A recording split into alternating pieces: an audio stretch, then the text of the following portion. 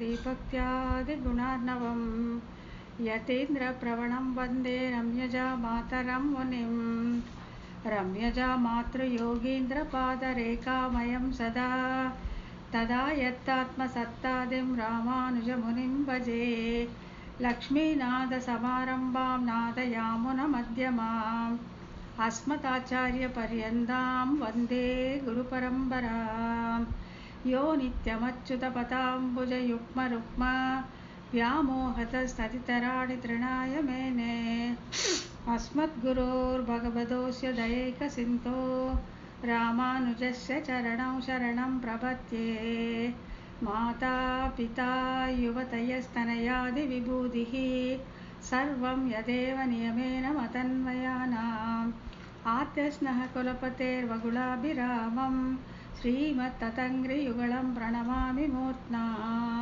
भूतं सहश्च महदाह्वय भट्टनाद श्रीभक्तिसारकुलशेखरयोगिवाहान् भक्ताङ्घ्रिरेणुपरगालयतीन्द्रमिश्रान् श्रीमत्पराङ्कुशमुनिं प्रणतोऽस्मि नित्यम् श्रीमद्यतीन्द्रवरयोगिपदाब्जभृङ्गं श्रीवानशैलमुनिवर्यदयैकपात्रं विख्यातवेदशिखरोभयतत्त्वबोधं रामानुजं कलिजितं मुनिमाश्रयामः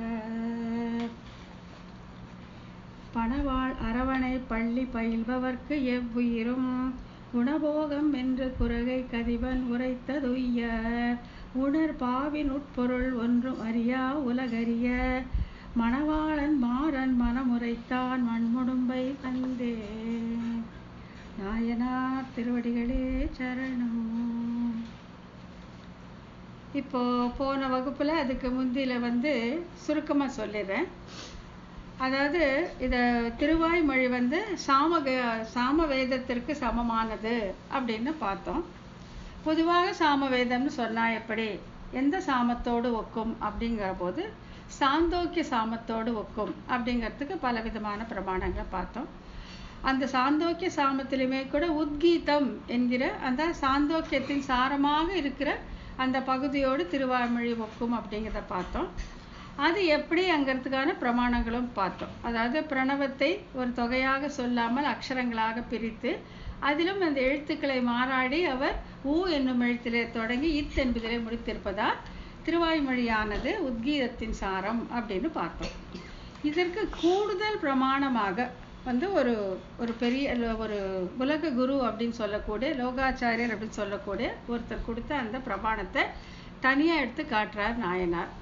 இதில் அந்த சூரிய மண்டலத்தை ரொம்ப விவரமாக வர்ணிச்சிருக்காங்க. அப்படிப்பட்ட சூரிய மண்டலத்தின் நடுவிலே இருக்கக்கூடிய அந்த எம்பெருமான், அவனுடைய திருநாமம் உத் என்பது. அவனுடைய திருநாமத்தை தான் அந்த உத்கீதம் பாடுகிறது. அதாவது சாமவேதத்துடைய சாந்தோக்கியத்தில் இருக்கக்கூடிய அந்த உத்கீதம் அந்த சூரிய மண்டலத்திலே இருப்பவனுடைய அந்த திருநாமம், அவனை தான் அது பிரதிபலித்து காட்டுகிறது. அப்படிங்கிறதுனால அதுவே தான் திருவாய்மொழி அப்படிங்கிறதுக்காக இந்த 53வது சூத்திரத்தை ஒரு கூடுதல் சான்றாக எடுத்து காட்டுறாங்க. இதில் நம்ம போன வகுப்பில் என்ன பார்த்தோம்னா, அந்த சூரியனுடைய தேர், அதில் சக்கரம் எது, அந்த நாபி அந்த குடம் எது, அந்த ஆரங்கள் எது, அதெல்லாம் பார்த்தோம். அப்புறம் சூரியனுடைய பண்புகள், சூரியன் எப்படி இரவிலே தன்னுடைய ஒளியை நெருப்பினிடம் கொடுத்து விடுகிறான். ஆகையால நெருப்புக்கு 2 விதமான வெளிச்சங்கள் இரவிலே இருக்கும் அப்படின்னு பார்த்தோம்.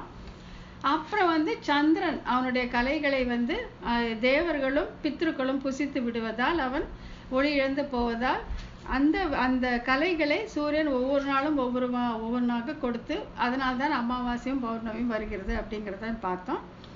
அதுக்கு மேலே என்ன பார்த்தோம்னாக்கா, இந்த சூரியனையே அழிக்க வேண்டும் அப்படிங்கிறதுக்காக இந்த மந்தேகர்கள் என்னக்கூடிய அரக்கர்கள், அவர்கள் தினமும் சூரியனை கொன்றுவிட வேண்டும் என்று போருக்கு கிளம்பும் பொழுது இங்கே இந்த பூவுலகத்திலே இருக்கக்கூடிய அந்தணர்கள் அவர்கள் அந்த காயத்ரி ஜபம் பண்ணி அந்த விடக்கூடிய நீரான கத்திகளாக ஆயுதங்களாக மாறி போய் அந்த மந்தேகர்களை அழிக்கிறது. ஆகையால் தினமும் அந்த சண்டை நடக்கிறது. அவர்கள் சாவார்கள், பிழைப்பார்கள். இது இந்திரனுடைய சாபத்தால் ஏற்பட்டது அப்படிங்கிறதையும் நம்ம பார்த்தோம். இப்போ இதுக்கு மேலே இந்த சூரியனுடைய தனிப்பண்பேன கண்ணாவான் கண்ணில் உள்ள கண்மணின்ட்டு கண்ணாவான நமக்கு கண்ணாக இருக்கக்கூடிய எம்பெருமான் ஸ்ரீமன் நாராயணனுடைய கண்களிலிருந்து தோன்றிய அந்த சூரியன் நமக்கு கண் போன்றவன் அப்படின்னு அது வரைக்கும் பார்த்தோம். அப்புறம் அதுக்கு மேலே வந்து அந்த சூரிய மண்டலமே வந்து வேதமயமானது அப்படின்னு பார்த்தோம். அந்த வேதமயமான அந்த சூரிய மண்டலத்தில் எம்பெருமான் எப்படி ஏழிருக்கிறான்னா அந்த நகைகளோடும் அவன் போட்டிருக்க நகைகள், அவனுடைய அழகு எல்லாமே வர்ணிக்கப்பட்டது. இதுக்கு மேலே வந்து இன்னும் விவரமாக எம்பெருமானுடைய அழகும் பிராட்டியுடைய அழகும் அவருடைய திருநாமம் எப்படி உத் என்பதும் அந்த உத் எப்படி திருவாய்மொழி ஆயிற்று அப்படிங்கிறத வந்து இந்த மீதி இருக்க சூத்திரத்தை நம்ம பார்க்க போகிறோம். இப்போ இன்னைக்கு நம்ம பார்க்குறது என்னன்னாக்கா, தன் தாமரை சுமக்க தோள் வளையும் குழையும் திருச்செய்ய முடியும் ஆரமும் படையும் திகழும் பொன்மேனியும் செஞ்சுடர் தாமரை கண்ணுமாய் அணிநிற மூர்த்தி இதென்னும்படி இரண்டையும் தன்னிறம் ஆக்குகிற செய்யாளான வித்யோடே அருக்கன் மேவின சதாத்யேய தேஜஸின். அதுதான் வந்து சூத்திரம். இது வந்து சூத்திரம் அந்த சூத்திரத்தோட ஒரு பகுதி 53வது சூத்திரம். இதில் என்னெல்லாம் வர்ணிக்கப்படுது அப்படின்னு பிரித்து பார்க்கலாம். என்னென்னா, அவன் அமர்ந்திருக்கும் ஆசனம், அந்த அந்த வேதமயமான அந்த ஒளிமயமான அந்த சூரிய தேரிலே எம்பெருமான் அமர்ந்திருக்கும் ஆசனம், எது மேலே அவன் உட்கார்ந்துருக்காங்கிறது ஒன்று. அப்புறம் அவனுடைய திரு ஆபரணங்கள், என்னென்ன ஆபரணங்களை அவன் அணிந்திருக்கிறான் அப்படிங்கிறது. அப்புறம் வந்து திருமேனி, அவனுடைய உடம்பு எப்படி இருக்குது, திரு கண்கள், அவனுடைய கண்கள் எவ்வளோ அழகாக இருக்குது, பிராட்டியுடன் சேர்த்து தான் இங்கே ரொம்ப முக்கியம். எம்பெருமானுக்கே ஒளியை கொடுக்கக்கூடியவள் அந்த பிராட்டி அப்படின்னு வரும் இதில். பிராட்டியுடன் சேர்த்து அப்புறம் தியானிப்பதற்கு உரிய தன்மை, இதுதான் ரொம்ப முக்கியம். சூரிய மண்டலத்தின் நடுவில் இருக்கக்கூடிய அவன் தியானிக்கத்தக்கவன் அப்படின்னு சொல்லிட்டு அந்த ஆதித்ய வித்தை அப்படிங்கிறத சொல்கிறாங்க. அதாவது உபாசனை செய்யக்கூடியவர்கள் பல வித்தியைகளை மேற்கொள்வார்கள். அதில் ஒன்று சூரியனின் நடுவிலே எம்பெருமான் இருப்பதாக நினைத்து அவனை தியானிப்பது. அவர்கள் இதெல்லாம் நினைவிலே வைத்துக்கொண்டு அவனை தியானம் செய்வார்கள். அவன் தியானத்திற்கு உரியவன் என்பது இதிலே கடைசி பகுதியாக வருகிறது. ஸோ முதல்ல வந்து ஆசனம், அந்த சூரிய மண்டலத்தில் அவன் எதன் மீது அமர்ந்திருக்கிறான் அப்படின்னு பார்த்தா, தன் தாமரை சுமக்க, தாமரை போல அவன் அமர்ந்திருக்கான். அதுக்கு ஆதாரமாக எதை காட்டுறாங்கன்னா, திருவாய்மொழி 4, 5, 8 என்னன்னா, தன் தாமரை சுமக்கும் பாத பெருமான் அப்படின்னா, இது பார்த்தீங்கன்னா அப்படியே வந்து உங்களுக்கு சாந்தோக்கிய உபனிஷத்தில் இருக்கிற ஒவ்வொரு அந்த சொற்றொடரும் அப்படியே அந்த அர்த்தத்தோடையே திருவாய்மொழி இருக்கிறத நம்ம பார்க்கலாம்.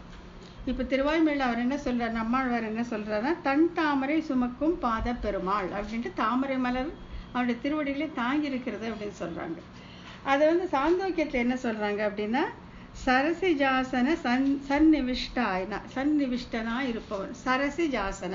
சரசிஜாசனா தாமரை மலருமே அமர்ந்திருப்பவன் அப்படின்ட்டு அந்த சாந்தோக்கிய உபனிஷத்தில் அந்த சூரிய மண்டலத்தில் இருக்கிற எம்பெருமான் எப்படி இருக்கானோ அது அந்த ஒவ்வொரு சொற்றொடரையும் அப்படியே வந்து தமிழை கொண்டு வந்து நமக்கு காமிச்சிருக்காங்க. ஸோ ஆசனம்.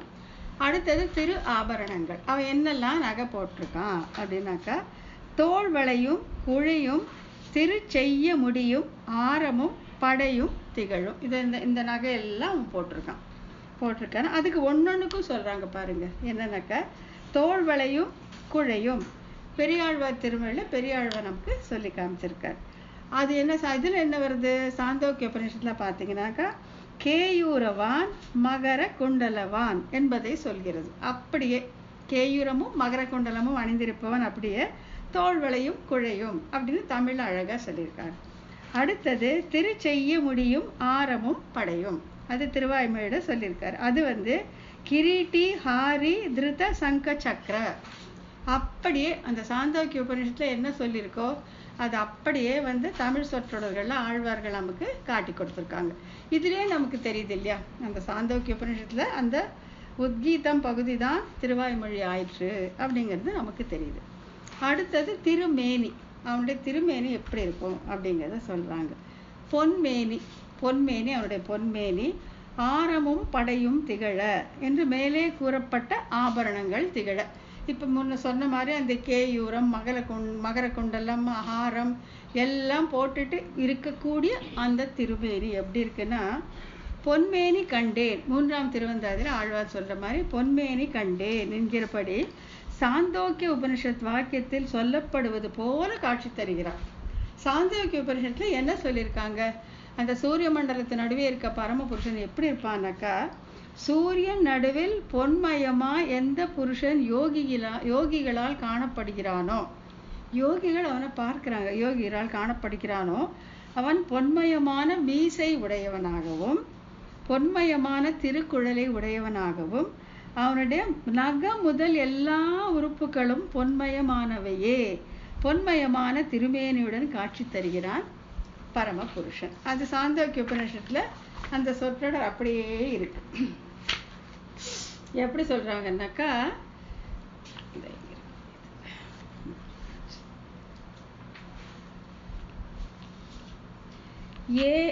ஏஷோ அந்தராதித்யே ஹிரண்மயஹ, தங்கமயமா இருக்கான். புருஷோ திருஷ்யத்தே, அந்த பரமபுருஷன் காணப்படுகிறான். ஹிரண்யச்மஸ்ரு, அவனோட மீசை கூட தங்கமயமா இருக்கான். ஹிரண்ய கேஷ, அவனோட முடியும் தங்கமயமா இருக்கு.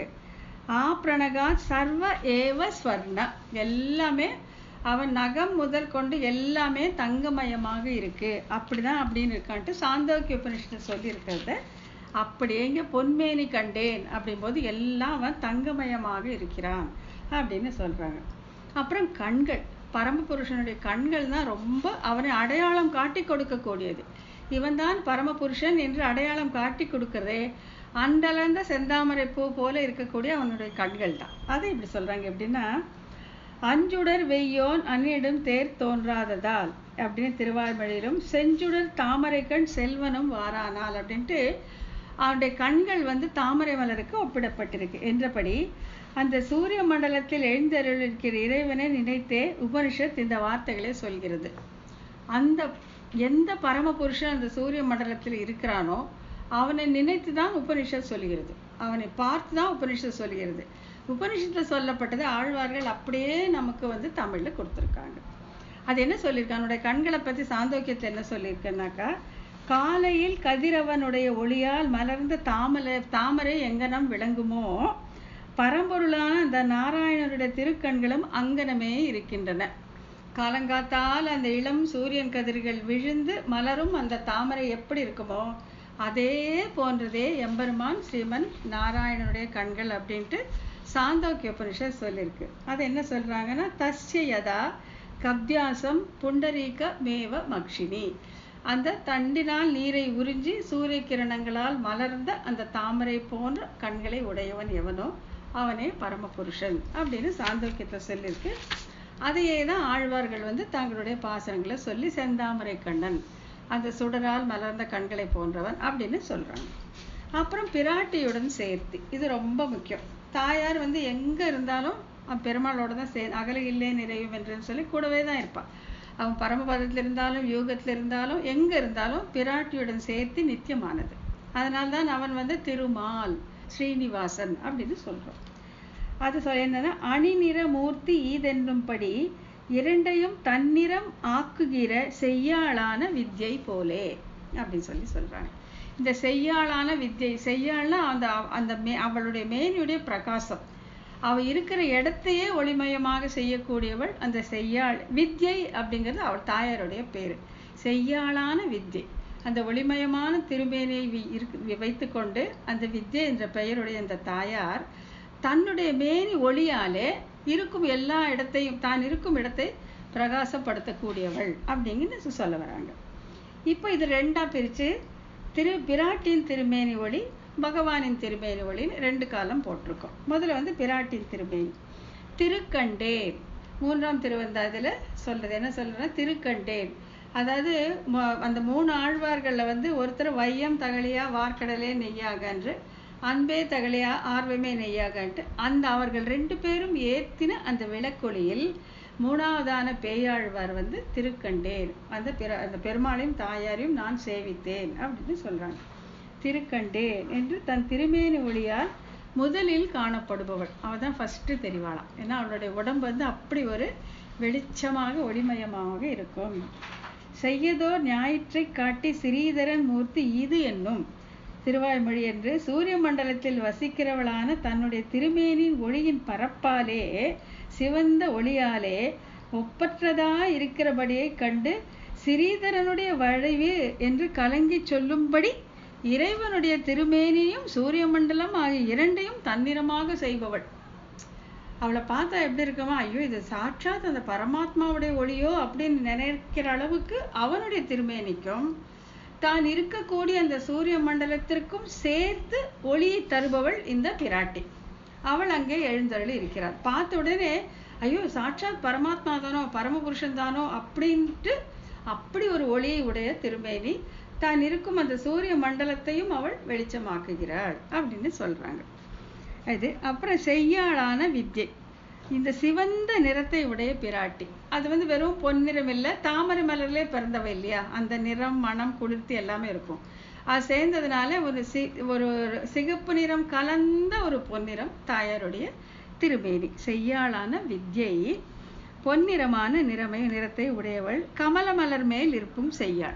அந்த தாமரை பூ மேல இருக்கிறதுனால அவளுக்கு அந்த நிறமும் சேர்ந்தே வருகிறது. ஆகையால் அந்த தாமரை மலரோட சிவந்த நிறம் அவளுடைய திருமேனி ஒளி, எம்பெருமானுக்கும் ஒளியை தரக்கூடிய, அந்த சூரிய மண்டலத்துக்கும் ஒளியை தரக்கூடிய செய்யாள். அவள் பெயர் வித்யை அப்படின்னு சொல்றாங்க. அப்புறம் பகவானின் திருமேனி, அவனுடைய திருமேனி எப்படி இருக்கும்னா பொன்மேனி கண்டேன். ஸோ திருக்கண்டேன் பொன்மேனி கண்டேன் தான் ஆழ்வார் சொல்றார். ஸோ ஃபர்ஸ்ட் தாயாரை, அந்த வெளிச்சமா ஒளிமயமா இருக்க தாயாரை ஃபர்ஸ்ட் பார்த்துட்டு அப்புறமா பொன்மேனி, அவளுடைய திருமேனி ஒளியை பெறக்கூடிய பெருமாளை பார்த்தார். பொன்மேனி கண்டேன் என்று திருவின் ஒளியால் பொன் போன்ற தன் வடிவை காட்டுபவன். அந்த தாயாருடைய வெளிச்சத்தால அவன் தன்னுடைய வடிவை காட்டி தரானாமா. ஆகையால் தான் ஆழ்வார் திருக்கண்டேன் பொன்மேனி கண்டேன். முதல்ல நான் தாயாரை தான் பார்த்தேன், பிராட்டியை தான் பார்த்தேன், அவள் திருமேனி ஒளியால நான் எம்பெருமானை தரிசித்தேன் அப்படின்னு சொல்றாங்க. திகழும் அருக்கன் அணிநிறமும் கண்டேன். அருக்கன் எம்பெருமானுடைய அந்த வெளியை நான் பார்த்தேன் என்று பிராட்டியின் திருமேனி நிறத்தால் இளவையில் கலந்தாற் போல காட்சி தருபவர்.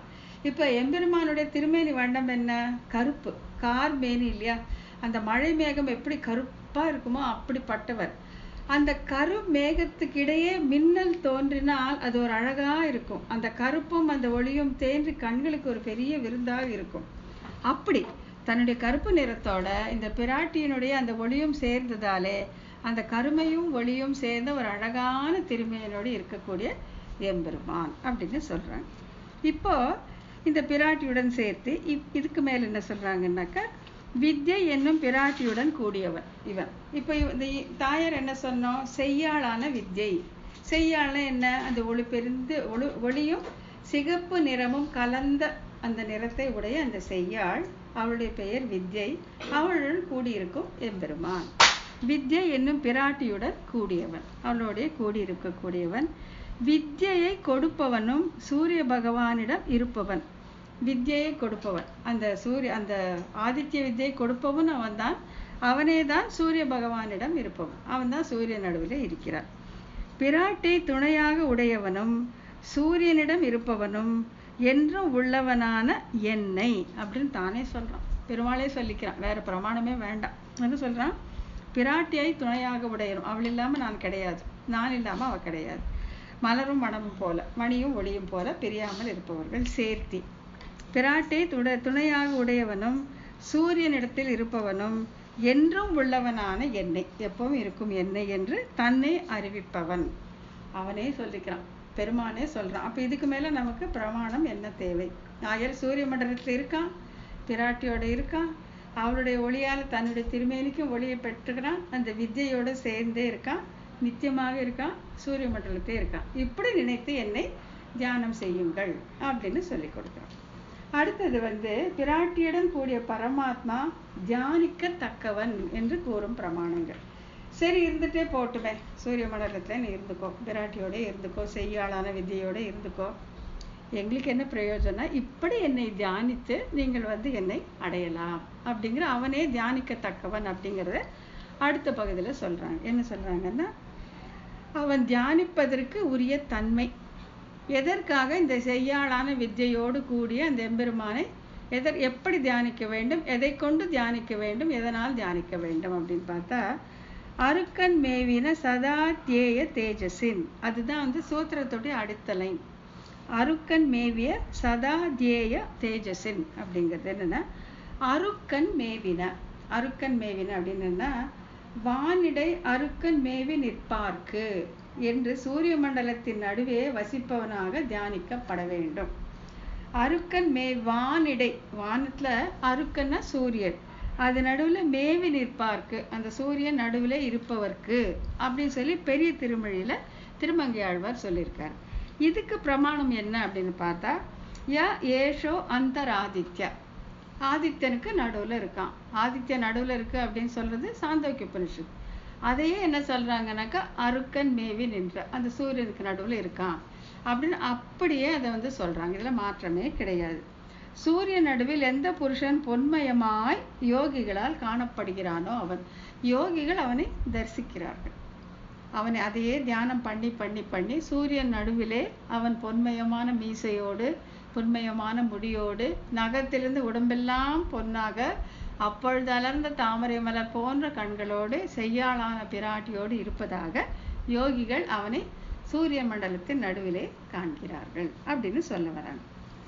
அதுக்கப்புறம் சதாத்யேய தேஜஸின், சதாத்யேய என்று சூரிய மண்டலத்தின் நடுவில் வசிப்பவனாக எப்பொழுதும் தியானிப்பவருக்கு விஷயமாக இருப்பவன். சதாத்யேய, எப்பவுமே நீங்க தியானிச்சுட்டே இருங்க. நீங்க இப்ப காலையில பண்ணா நான் இருப்பேன், நைட்ல பண்ணா இருக்க மாட்டேன்லாம் கிடையாது.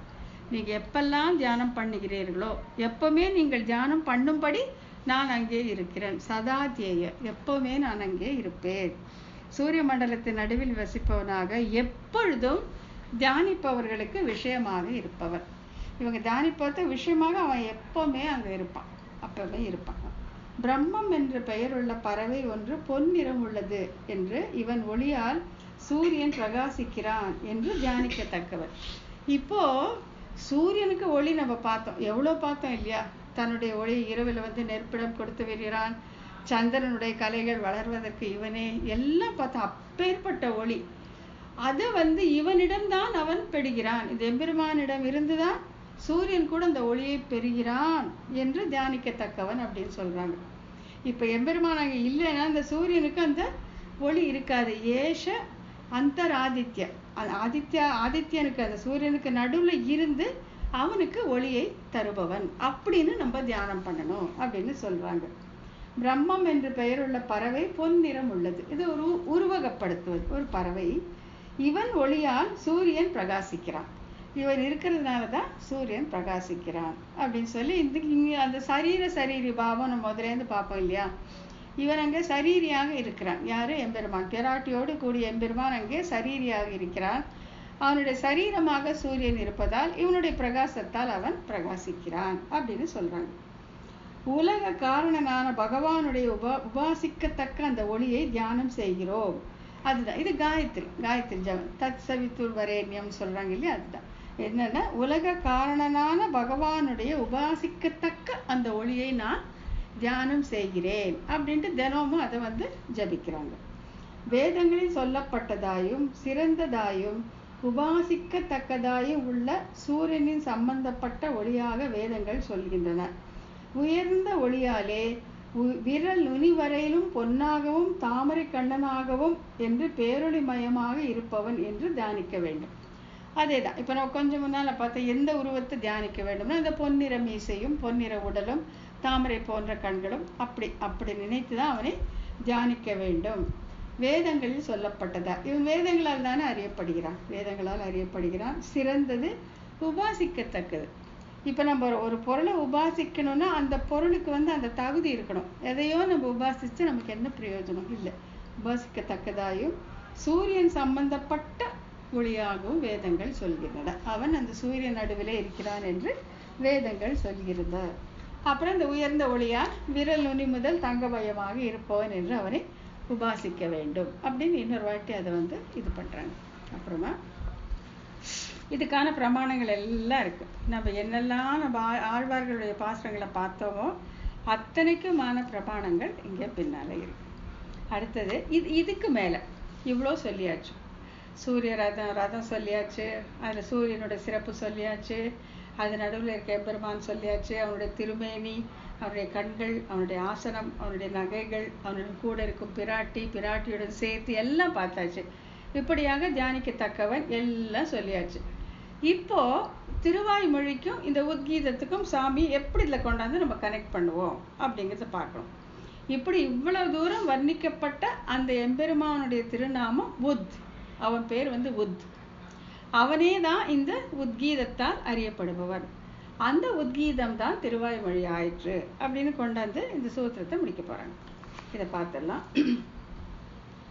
சாமரச உத்கான நாமம் உள்ளுரையான ஆதி அந்தங்களாலே ஓர் ஆயிரமானவற்றிலே ஒன்றை ஆயிரம் முகத்தினால் அருளன தீர்த்தம் போலே தீர்த்தங்கள் ஆயிரமுமாக விஸ்தரிக்கிறார் என்று வேதகுரு உபதேசம். இந்த வேதகுரு அப்படிங்கிறவர் தான் இந்த சூத்திரம் எழுதுவதற்கு காரணமாக இருந்தவர். அவருடைய பேர் வந்து வேதாச்சாரிய பட்டர். வேதகுரு என்கிற வேதாச்சாரிய பட்டர் தான் இந்த டிஸ்கிரிப்ஷனை கொடுத்தவர். இப்போ நம்ம 2 நாளாக பார்த்த அந்த விவரங்கள் கொடுத்தது அவர் தான். அவர் சொல்லியிருக்கார். அவர் சொன்னதை இங்கே சொல்கிறாங்க. இப்போ இதை பிரிச்சுக்கணும். என்னென்னா, சாமரச உத்கான நாமம். சாமரச உத்கான நாமம் அப்படின்னா சாமத்திற்கு உத்கீதம் ரசமாகும். சாமம்னா சாமவேதம். சாமவேதத்தோட உபனிஷத் பகுதி என்ன? சாந்தோக்கியம். அந்த சாந்தோக்கியத்தில் உயிராக இருக்கக்கூடியது உத்கீதம். சாமத்திற்கு உத்கீதம் ரசமாகும். எசன்ஸ், சாமவேதத்தோட எசன்ஸாக இருக்கக்கூடியதே இந்த உத்கீதம் என்னும் பிரமாணத்திற்கு ஏற்ப சாமத்தின் சுவையாக உத்கானம் அல்லது உத்கீதம் இருக்கிறது. அதில் சொல்லப்பட்ட உத் என்ற இந்த திருநாமம், அதுல உத் அப்படின்னு சொல்றாங்க இல்ல, அதுவே அந்த திருநாமம், எம்பெருமானுடைய திருநாமம் அப்படிங்கிறாங்க. அதுக்கு என்னன்னா, தஸ்ய உதிதி நாமக. தஸ்ய உதிதி நாமக, அவனுடைய பெயர் உத்.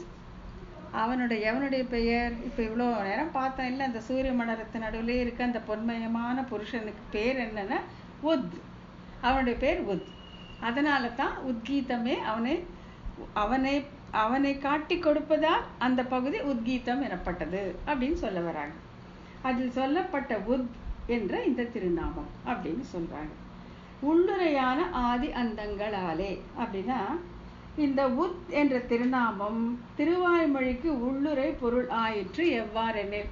சரிப்பா, அவன் இவ்வளோ வர்ணிச்சுங்க, எல்லாம் சேர்த்தா அவன் பேர் உத்து, அதுவும் ஒத்துக்கிறோம். எப்படி தான் அது வந்து திருவாய்மொழின்னு நம்ம எடுத்துக்கிறது அப்படின்னு அதை முன்னாலே ஒரு முறை பார்த்துருக்கோம். அது இன்னொரு வாட்டி இங்கே சொல்ல போகிறாங்க. அந்த உத், அந்த எம்பெருமானுடைய திருநாமம் உத்.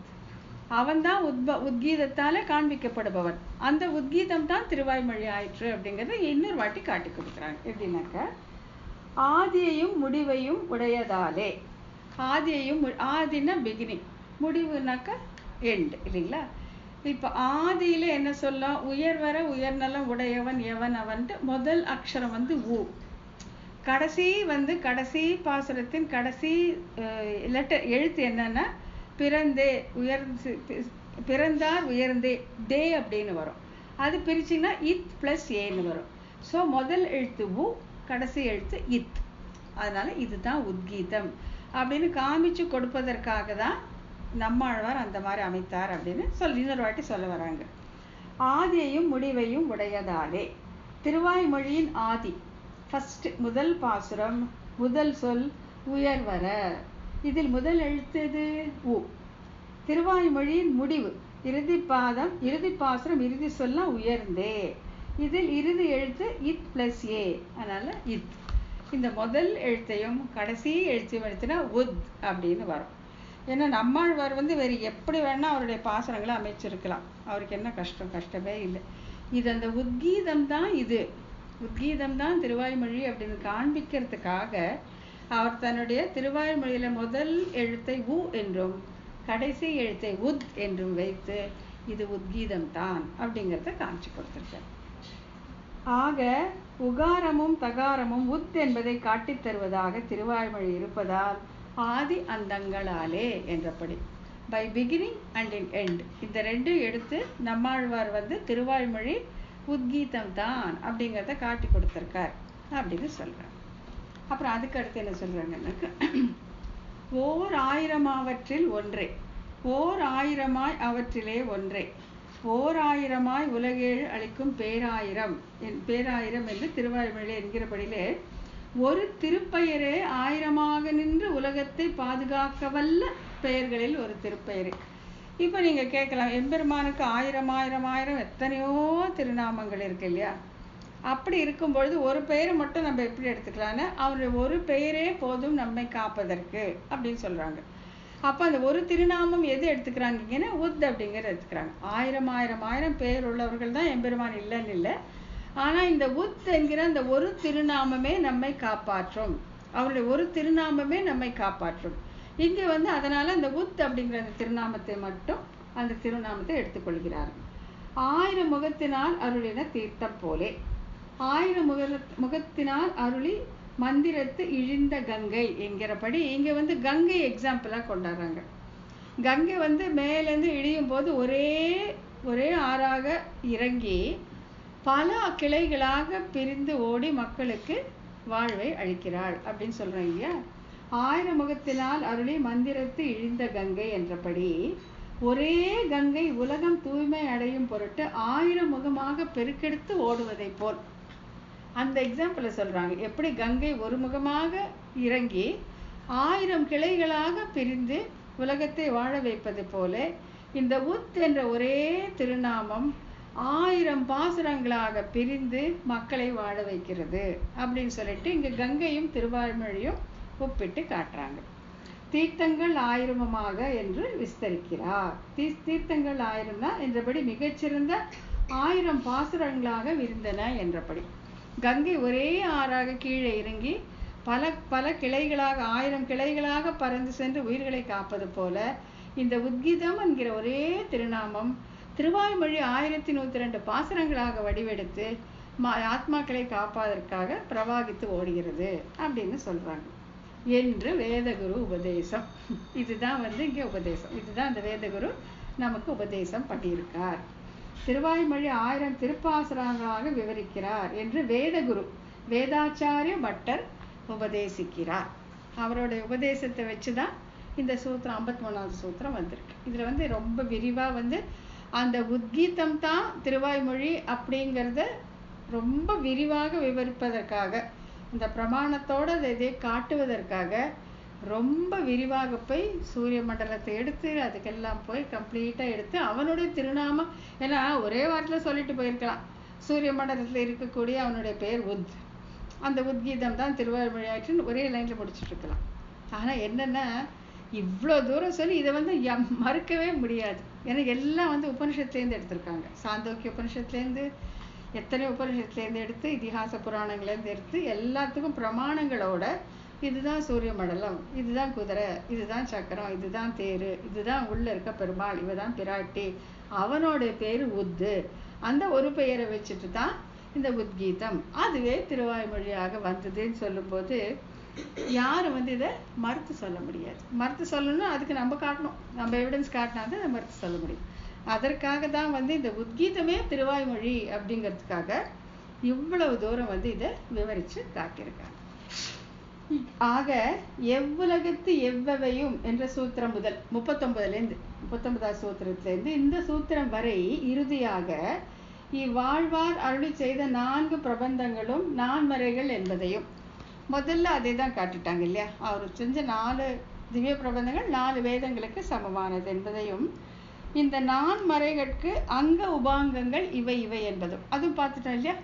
இவருடைய திவ்ய பிரபந்தங்களுக்கு அங்கமாக இருப்பது திருமங்கை ஆழ்வாருடைய பிரபந்தங்கள், உபாங்கமாக இருப்பவை மற்ற ஆழ்வார்களுடைய பிரபந்தங்கள் அப்படின்னு பார்த்தோம். வேதங்களுக்கு சொல்லப்பட்ட சாஸ்திரத்துவம் முதலான இலக்கணங்கள் இந்த நான்மறைக்கும் உண்டு அப்படின்னு அதையும் காமிச்சோம். வேதம் சாஸ்திரங்களை இது சாஸ்திரமானுக்கு அது இருக்குன்னு காமிச்சாச்சு.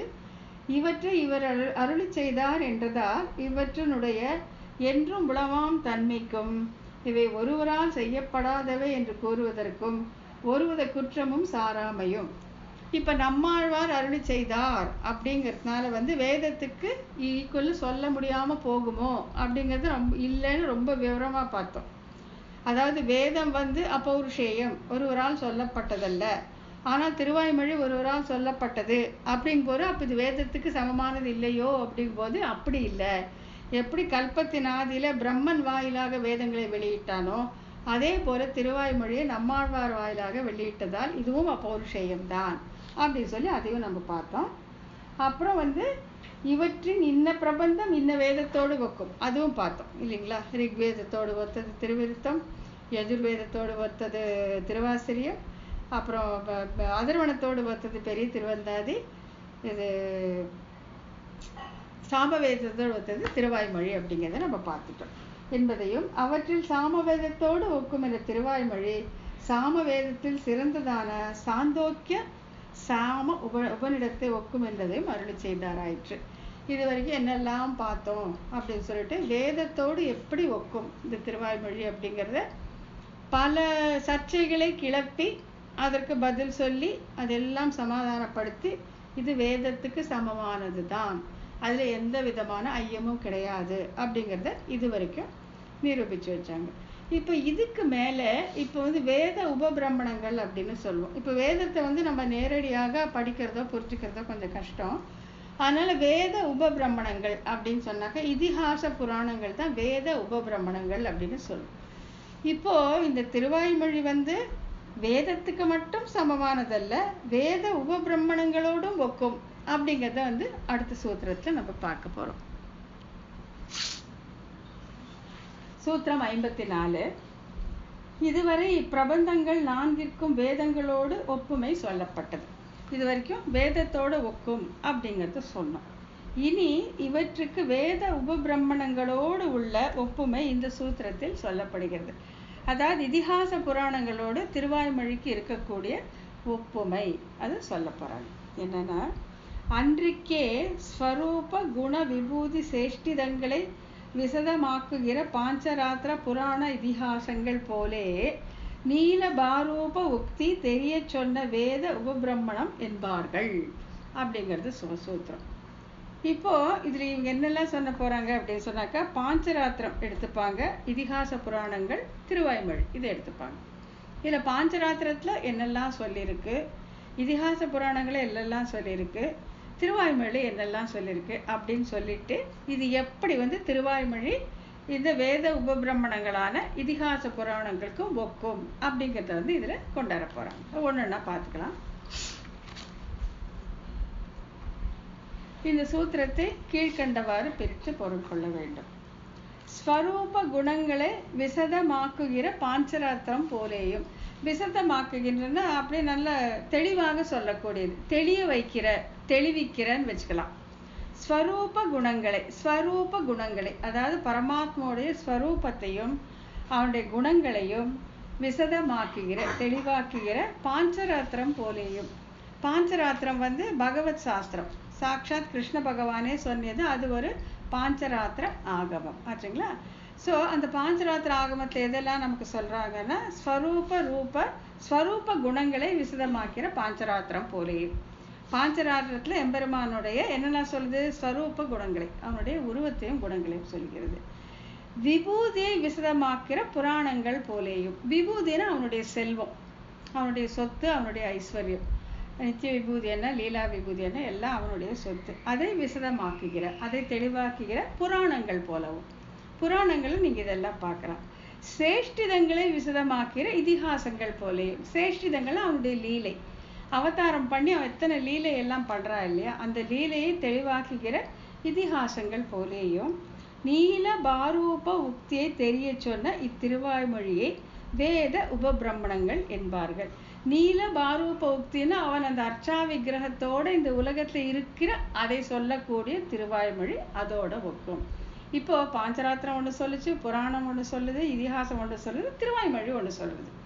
இந்த மாதிரி எம்பெருமானுடைய அந்த 4 வகைப்பட்ட விஷயங்கள், எம்பெருமானை பற்றிய விஷயங்கள் பாஞ்சராத்திரம் சொல்றது, புராணங்கள் சொல்றது, இதிகாசங்கள் சொல்றது, திருவாய்மொழியும் சொல்கிறது. ஆகையால இது அந்த வேத உபபிரமணங்களோடு ஒக்கும் அப்படின்னு சொல்ல போகிறாங்க. அப்புறம் முதல்ல பாஞ்சராத்திரம் இறைவனால் சொல்லப்பட்ட ஒரு ஆகமம். எம்பெருமான் ஸ்ரீ கிருஷ்ணனே சொன்னது பாஞ்சராத்திரம், ஒரு ஆகமம். புராணங்கள் விஷ்ணு புராணம், ஸ்ரீமத் பாகவதம் முதலானவை. இதிகாசங்கள் ராமாயணம், மகாபாரதம் ஆகியவை. புராணங்கள்லாம் எது, இதிகாசம்னா எதுன்னு சொல்லிட்டாங்க. உபபிரமணம் வேதத்தின் பொருளை விவரித்து கூறும் இதிகாச புராணங்கள் வேத உபபிரமணங்கள் எனப்படுகின்றன. வேதத்தை நம்ம நேரடியாக புரிஞ்சிக்க முடியாது அப்படிங்கிறதுனால இந்த வேத உபபிரமணங்கள் இருக்கின்றன. இப்போ முதல் செக்ஷன் எடுத்துக்கலாம். ஸ்வரூப குணங்களை விசதமாக்குகிற பாஞ்சராத்திரம் போலேயும். ஸோ பாஞ்சராத்திரத்தில் என்ன சொல்றாங்க? எம்பெருமானுடைய ஸ்வரூபத்தையும் குணங்களையும் சொல்றாங்க. இப்ப ஸ்வரூப குணங்கள் இந்த பக்கம் ஸ்வரூப குணங்களை விசதமாக்கிற பாஞ்சராத்திரம். அதாவது வேதத்துல எம்பெருமானுடைய ஸ்வரூபம் எது, குணங்கள் எதுன்னு சொல்லியிருக்கிறது என்ன, அதை எப்படி பாஞ்சராத்திரம் தெளிவாக்குகிறது அப்படிங்கிறது இந்த செக்ஷன்ல நம்ம பார்க்கணும். முதல்ல வேதத்தில் பேசப்படும் பகவானுடைய ஸ்வரூபம், குணம், உலகங்கள், செயல்கள் முதலியவை வேதத்துல சொல்லியிருக்கிறத பாஞ்சராத்திரம் நமக்கு தெளிவாக்கும் அப்படி சொல்றாங்க. இது என்ன சொல்றதுன்னா, ஞானேந்திரியங்களுக்கு அப்பாற்பட்டது. நம்ம இந்த ஞானேந்திரியங்கள் இருக்கு இல்லையா, கண்ணு, மூக்கு, நாக்கு, செவி, தோல், இந்த ஞானேந்திரியங்களால அவனை கிரகிக்கவே முடியாது, எம்பெருமான கிரகிக்க முடியாது. ஞானேந்திரியங்களுக்கு அப்பாற்பட்டது, கை முதலிய உறுப்புகளால் அறியத்தகாதது. கையில அவனை தொட்டே பார்க்க முடியாது. கோத்திரம் இல்லாதது, அவனுக்கு கோத்திரமே கிடையாது. பகவான் எந்த கோத்திரம்னா கோத்திரமே கிடையாது. பிராமணன் முதல்ல ஜாதியும் இல்லை. அவன் என்ன ஜாதி, பிராமணனா, க்ஷத்திரியனா, வைசியனா, சூத்திரனா, ஜாதியும் கிடையாது. பார்த்தல், கேட்டல் முதலிய ஞானேந்திரியங்கள் இல்லாதது, அதுவும் இல்லாதது. கை கால் முதலிய கர்மேந்திரங்களும் இல்லாதது, அதுவும் கிடையாது. என்றும் உள்ளது. இதுல எது இல்லாட்டியும் கூட என்றுமே சாஸ்வதமாக இருக்கக்கூடியது. எல்லா இடத்திலையும் பறந்துள்ளது, எங்கேயும் இருக்காது. இங்க இருக்கு அங்க இல்லைன்னு சொல்ல முடியாது, எல்லா இடத்துலையும் பறந்துள்ளது. எல்லா பொருள்களின் உள்ளும் பிரவேசித்து இருப்பது. அது நுழையாத இடம் தாச்சும் இருக்கா? இல்லவே இல்லை. எல்லா அணுக்களிலும் இந்த இடம் பாக்கி இல்லாம உள்நுழைந்து பிரவேசித்து இருப்பது. மிக நுட்பமானது, ரொம்ப சூக்ஷ்மம். அது எப்படின்னு நம்மால அறிந்துக்கவே முடியாது.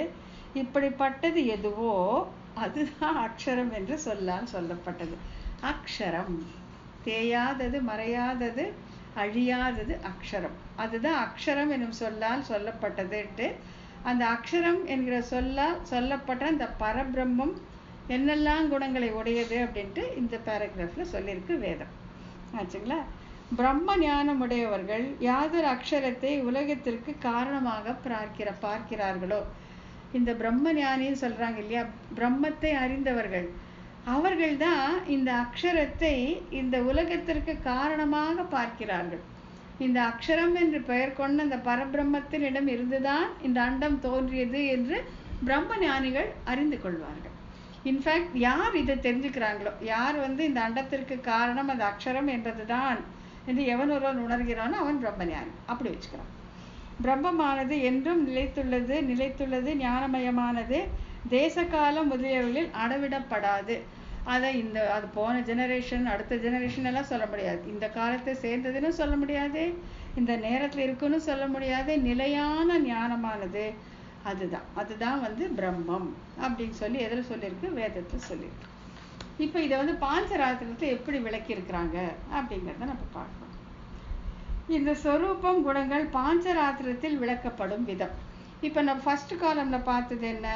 வேதம் எப்படி அந்த பகவானுடைய ஸ்வரூப குணங்களை விவரித்திருக்கிறது அப்படின்னு பார்த்தோம்.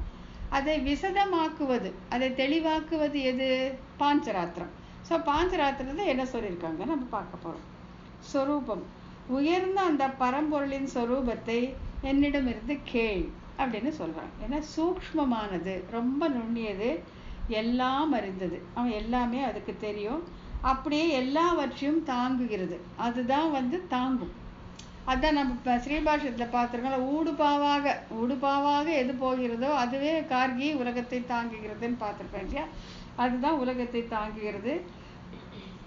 ஞானமே ஸ்வரூபமானது, அது வடிவமே ஞானம், முதலும் முடிவும் இல்லாதது, விகாரம், சேஞ்சஸ், மாடிஃபிகேஷன்ஸே கிடையாது, அதனால அது அவிகாரி அப்படின்னு சொல்றாங்க. தூக்கம் இல்லாதது, கண் காது இல்லாதது, ஊர் ஸ்பர்சம் இல்லாதது, கை கால்கள் இல்லாதது, என்றும் உள்ளது, பெயர் ஜாதி முதலவி இல்லாதது, வர்ணம் இல்லாதது, முக்குணம் இல்லாதது, எல்லாவற்றையும் காதாக உடையது, எல்லாவற்றையும் கண்ணா. இப்போ கொஞ்சம் முன்னே என்ன சொன்னாங்க? இதுக்கு கண்ணு காது எல்லாம் இல்லைனாங்க. இப்போ என்ன சொல்றாங்க? எல்லாம் கண்ணாக உடையது, எல்லாம் காதாக உடையதுன்னா அது நம்மளை போன்ற இந்த மானுட ஜென்மத்தை போல இல்லை, எந்த உடலுறு கொண்ட ஜீவாத்மாவை போல கண் காது மூக்கு இல்லாம இருக்கும். ஆனா அதுக்கு காது எல்லா இடத்துலயும் இருக்கும், கண் எல்லா இடத்துலயும் இருக்கும். ஆகையால் எல்லாவற்றையும் கேட்கும், எல்லாவற்றையும் பார்க்கும். காதாக எல்லாவற்றையும் கண்ணாக உடையது, எல்லாவற்றையும் கைகளாக உடையது, கால்களாக உடையது, பற்றற்றது. இது எனக்கு வேணும், இது வேண்டாங்கிற எண்ணமே அந்த பரபிரம்மத்துக்கு கிடையாது. பற்றற்றது, சஞ்சாரம் இல்லாதது, அது அப்படியே இருக்கும். சஞ்சாரம் இல்லாதது நீங்க சொல்லியிருக்காங்க, ஆனா அது ரொம்ப வேகமாக போகக்கூடியதுன்னு இன்னொரு இடத்துல சொல்லியிருக்காங்க. சஞ்சாரம் இல்லாதது, சாந்தமானது, அதுக்கு கோபமே வராது, சாந்தமானது, தானே பிரகாசமாக இருக்கிறது. சத்தியம் ஞானம் அனந்தம் பிரம்மன் சொல்லுங்க. அந்த ஞானம் அப்படிங்கிறது தானாக ஒளிரக்கூடிய அறிவு. அது இன்னொரு தூண்டுதல் அதற்கு வேண்டியதில்லை. இன்னொரு தூண்டிதான் அந்த ஞானம் அதற்கு வருங்கிறது கிடையாது. தானே பிரகாசமாக இருப்பது, ஒப்பில்லாதது, அத்விதீயம். அதுக்கு ஒப்பாக ஒத்தாரும் மிக்காரும் இலையாய மாமாயான்னு சொல்ற மாதிரி இதுக்கு ஈக்குவல்னு சொல்றதுக்கு ஒரு வஸ்து கிடையாது, இதை விட உயர்ந்ததுன்னு சொல்றதுக்கு ஒரு வஸ்து கிடையாது. ஒப்பு இல்லாதது, சேமையில் உள்ளது, தூரத்துல இருக்கு, நம்ம மனசுக்கு எட்டாத இடத்துல உள்ளது, அருகில் இருப்பது. அந்த பிரம்ம ஞானம் உள்ளவர்களுக்கு பக்கத்திலேயே, அவர்கள் மனசு இதயத்துக்குள்ளேயே பார்த்து வணங்குற அளவுக்கு அருகிலும் உள்ளது. ஞானத்தால் அடையத்தக்கது, ஞானத்தால் அந்த பிரம்மத்தை நாம் அடையலாம். குற்றம் இல்லாதது, அதுகிட்ட எந்த விதமான குற்றமும் கிடையாது. பூதங்களை தாங்குவது, இந்த பஞ்ச பூதங்களுக்கும் அதுதான் ஆதாரம். அது இல்லாற்றி காற்று வீசாது, சூரியன் ஒளிராது, தண்ணீர் தண்ணீராக இருக்காது, அக்னி அக்னியாக இருக்காது, பூமி பூமியாக இருக்காது. இந்த 5 பூதங்களையும் அதுதான் தாங்குகிறது. எல்லோரிடமும் சமமானது. இவன் நல்லவன், இவங்கிட்ட தான் இருப்பேன், இவன் கெட்டவன், இவங்கிட்ட இருக்க மாட்டேன்னு சொல்லாது. எல்லோரிடம் சமமானது. ஒளிமயமான பொருள்களுக்கெல்லாம் ஒளியாக இருப்பது. இந்த உலகத்துல என்னெல்லாம் ஒளிமயமாக இருக்கிறதோ அதற்கெல்லாம் அந்த ஒளியை தரக்கூடியதுதான் அந்த பரபிரம்மம். ஒளியாக இருப்பது பிரகிருதி மண்டலத்துக்கு மேற்பட்டது. இந்த பிரகிருதியால் ஆன இருக்கிற இந்த மண்டலத்துக்கு மேற்பட்டது. இங்க இருக்கிற வரையும் அதை நாம் உணர்வது கஷ்டம். ஏன்னா இதுல நம்ம அகப்பட்டு இருக்கோம். இந்த பிரகிருதி மண்டலத்துக்கு அது மேற்பட்டு இருக்கிறது. அழிவு இல்லாதது, எப்பவுமே நித்தியமாக இருப்பது. இந்த யுகத்துல இருந்தது, அடுத்த யுகத்துல கிடையாது, இன்னைக்கு இருக்கு நாளைக்கு இருக்கு, அதெல்லாம் கிடையாது. எப்பவுமே அழிவு இல்லாதது, எல்லா பொருள்களிடமும் இருப்பது, அந்த விஷ்ணுவனுடைய உயர்ந்த ஸ்வரூபம். இந்த விஷ்ணுங்கிற பெயரை இப்படி வர்ணிக்கிறாங்க. அதாவது விஷ்ணுனா எல்லா இடத்திலுமே பரவி இருப்பது, ஆல் பர்வேடிங் எதுவோ அதுதான் விஷ்ணு.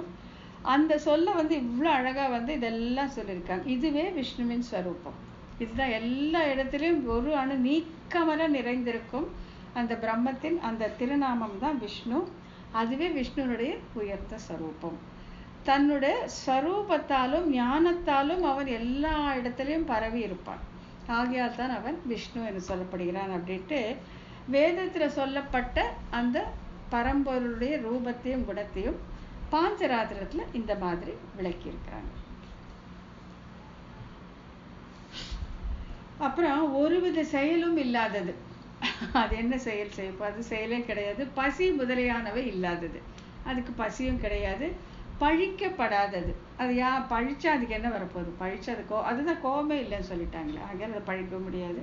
குற்றம் இல்லாதது, குற்றம் செய்ய வேண்டிய அவசியம் அது கிடையாது. தீய குணங்கள் இல்லாதது, அதுவும் இல்லை என்றும் கூறப்படுவதுதான் இதன் ஸ்வரூபம், பிரம்மத்துடைய ஸ்வரூபம். அப்புறம் இப்ப இது வரைக்கும் நம்ம பார்த்தது பிரம்மத்துடைய ஸ்வரூபம். வேதத்துல சொல்லப்பட்ட விதம், பாஞ்சராத்திரத்துல சொல்லப்பட்ட விதம் பார்த்துட்டோம். இப்ப குணங்கள். குணங்கள் வேதத்துல என்ன சொல்லியிருக்கு, பாஞ்சராத்திரத்துல என்ன சொல்லியிருக்குன்னு பார்த்துடலாம். எந்த அக்ஷர பிரம்மம் எல்லாவற்றையும் அறிந்ததோ, எல்லா பொருள்களின் வகைகளை அறிந்ததோ என்றும், எல்லாவற்றையும் அறிந்தது, அதுக்கு தெரியாம ஒண்ணுமே கிடையாது. நம்ம நினைச்சுக்கலாம், சரி இது யார் தான் பார்க்க போறாங்க, இது நம்ம பண்ணிடலாம்னா சுத்தி இருக்கிறவங்களுக்கு தெரியாம போலாம். ஆனா எந்த ஒரு சூக்ஷ்மமான ஒரு அசைவும் ஒரு செயலும் பிரம்மத்துக்கு தெரியாமல் போகவே போகாது. எல்லாத்தையும் இது பார்த்துட்டே தான் இருக்கும். எல்லாவற்றையும் அறிந்தது, எல்லா பொருள்களின் வகைகளையும் அறிந்தது, அது பிரம்மத்துடைய குணம். இன்னொன்னு, இந்த பரமாத்மாவினுடைய பலவித சக்தி, ஞானம், பலம், நியமனம் என்னும் இவைகளும் உயர்ந்தவைகளாகவும் இயற்கையிலே அமர்ந்தவை என்றும் கேட்கப்படுகின்றன. இப்போ இந்த பகவான் பகவான் அப்படின்னு சொல்றோம் இல்ல, அதுக்கான குணங்கள் இப்போ இந்த பக்கம் பேராகிராஃப்ல பார்ப்போம். அந்த குணங்கள் யாரிடம், 6 குணங்கள் யாரிடம் இருக்கிறதோ அவன்தான் பகவான் அப்படின்னு சொல்றோம். அப்போ அது அவனுக்கு இயற்கையிலேயே இருக்குது. அது அவன் எடுத்துக்க வேண்டியதே இல்லை, அவன் வேண்டி பெற வேண்டியதே இல்லை. இயற்கையாக அவனுக்கு அந்த பகவானுக்கு அந்த குணங்கள் உண்டு. நித்தியமான விருப்பங்களை உடையவன், நித்தியமான சங்கல்பத்தை உடையவன் என்று வர்ணிக்கப்படுபவன். அதாவது அவனுடைய நித்தியமான விருப்பங்கள், அவனுக்கு இன்னைக்கு பிடிக்கும் நாளைக்கு பிடிக்காதுன்னெல்லாம் கிடையாது, எப்பவுமே பிடிக்கும். நித்தியமான சங்கல்பம், அவன் ஒன்று நினைச்சானா அது கண்டிப்பாக நடக்கும். அவனுடைய சங்கல்பம் நடக்காமல் போகவே போகாது. நித்தியமான சங்கல்பத்தை உடையவன். இப்போ இதை எதில் சொல்றாங்க? குணங்கள் எதில் தெரியும்னு பார்த்தோம். இதில் தான் பாஞ்சராத்திரத்தில் அவனுடைய குணங்களை விவரிக்கிறாங்க. எப்படின்னா, குற்றம் இல்லாதவரே நாரதரே, நாரதர்கிட்ட சொல்றாங்க, பிரகிருதி சம்பந்தமான குணம் இல்லாமையால் பரம்பொருள் நிர்குணம், குணம் இல்லாதது என்று சொல்லப்படுகிறது. அதாவது இங்க நிர்குணம் அப்படின்னாக்கா அங்க பரமாத்மாக்கு பரபிரம்மத்துக்கு குணங்களே இல்லைன்னு சொல்றதல்ல. நிர்குணம்னா அதல்ல அர்த்தம். பிரகிருதி சம்பந்தமான குணம், இந்த ரஜஸ் தமஸ் சத்த குணங்கள் இல்லை, ஆனா அவனுடைய குணம் இது எல்லாத்திற்கும் மேற்பட்டது. அதுதான் இப்ப சொல்ல போறாங்க.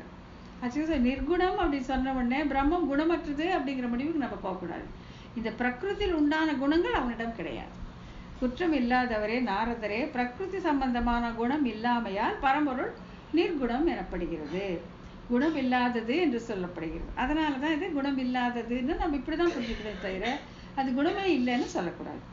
என்னால் சொல்லப்படுகிற 6 குணங்களையும் கேள். இந்த பகவான் அப்படின்னு ஒருத்தர் சொல்லணும்னா இந்த 6 குணங்கள் அவனுக்கு இருக்கணும். அது என்னன்னா, பரம்பொருளினுடைய கல்யாண குணங்களை தியானிக்கிற பெரியோர்கள் அறிவுடையதும் தானே பிரகாசித்து கொண்டிருப்பதும் எல்லா பொருள்களையும் பற்றியதும் எப்பொழுதும் பிரகாசித்து கொண்டிருக்கிறோம் செய்ததான குணம் ஞானம் என்று சொல்கிறார்கள். இந்த பகவானுக்கு ஞானம், ஞானம்ங்கிறது அவனுடைய குணங்கள். இந்த பகவான் என்ற சொல்லி பொருந்தணும்னா ஞானம் இருக்கணும்.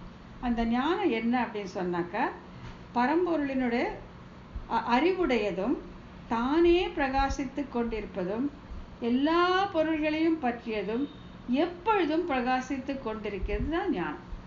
எப்பவுமே பிரகாசிக்கும், எல்லாத்தையும் தெரிஞ்சிருக்கும், எப்பவுமே இருக்கும். அந்த குணம் தான் ஞானம் என்கிற குணத்தை முதலாவதாக சொல்கிறார்கள்.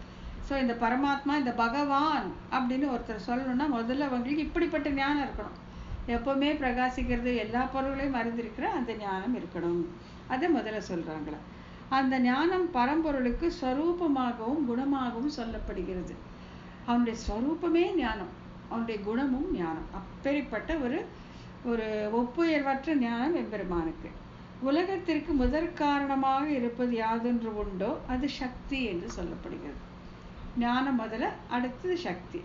அந்த சக்தி என்னன்னா, நம்மெல்லாம் சொல்ற மாதிரி அந்த சக்தி அந்த உடம்புல இருக்கிற சக்தி இல்லை. இந்த உலகை படைப்பதற்கு காரணமாக இருக்கக்கூடிய அந்த தன்மை சக்தி எனப்படுகிறது. அந்த பரம்பொருளுக்கு சுவாதந்திரத்துடன் கூடிய கர்த்தாவாக இருக்கும் தன்மை யாதொன்று உண்டோ அது குணங்களின் உண்மை பொருளின் தியானம் செய்பவர்களால் ஐஸ்வர்யம் என்று சொல்லப்படுது. அடுத்த குணம் ஐஸ்வர்யம். அது என்னன்னா, சுவாதந்திரத்துடன் கூடிய கர்த்தாவாக இருக்கும் தன்மை.